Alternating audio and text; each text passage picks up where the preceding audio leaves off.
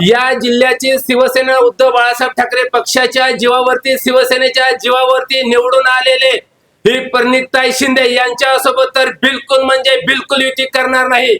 खरं सांगायला झालं तर शिवसेनेची, काँग्रेसची काही पदाधिकारी खूप चांगलं काम करतात, खूप चांगले आहेत. पण प्रणित शिंदे जर या निवडणुकीचं नेतृत्व करत असेल तर आम्ही अख्ख्या राज्यातली युती तुटली तर हरकत नाही, पण सोलापूर जिल्ह्यात आम्ही प्रणिती सोबत बरोबर युती करणार नाही म्हणजे करणार नाही.